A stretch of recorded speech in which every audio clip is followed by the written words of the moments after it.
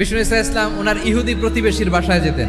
এক ইহুদি কিশোর আমার নবীর খেদমত করতো, তারা ছিল নবীর প্রতিবেশী। তো অনেকদিন হয় ইহুদি ছেলেটা আসে না। বিষ্ণু খোঁজ দিলেন ঘটনা কি, একটা ইহুদি ছেলে না আমার খেদমতে আসতো, ছেলেটা কই? খোঁজ নিয়ে জানলেন ছেলেটা অসুস্থ। বিষ্ণু ঈসা ইসলাম ওই ইহুদির বাড়িতে চলে গেলেন ওই ছেলেটাকে দেখা করার জন্য। যে দেখে ইহুদি ছেলেটা মুমূর্ষ, জান যায় ভাব, বিছানায় পড়ে আছে, তার বাবা দাঁড়ানো। বিশ্বনবী তার মাথার পাশে বসলেন, মাথায় হাত বুলিয়ে দিলেন, আর ছেলেটাকে বললেন, হে ইহুদি ছেলে, আসলিম, ইসলাম ধর্ম গ্রহণ করো। তো ছোট্ট ছেলে ভাবে আমরা ইহুদি, এখন ইসলাম ধর্ম গ্রহণ করলে আব্বা যদি বকা দেয়, ফানাযারা ইলা ওয়াজহি আবি, আব্বা যদি বলে তাইলে ইসলাম ধর্ম গ্রহণ করো। ইহুদি ছেলেটা তার বাবার দিকে যখন তাকালো, ওর বাবা বলে, আতি আবুল কাসিম, আবুল কাসিম যা বলে তাই করো, মুহাম্মদ যা বলে তাই শোনো। এই কথা শুনে ছেলে সাহস পাইছে। ছেলে আবার পড়তে আরম্ভ করলো, আশহাদু আল্লাহ ইলাহা ইল্লাল্লাহ ওয়া আশহাদু আন্না মুহাম্মাদার রাসূলুল্লাহ, পড়েন আল্লাহু আকবার।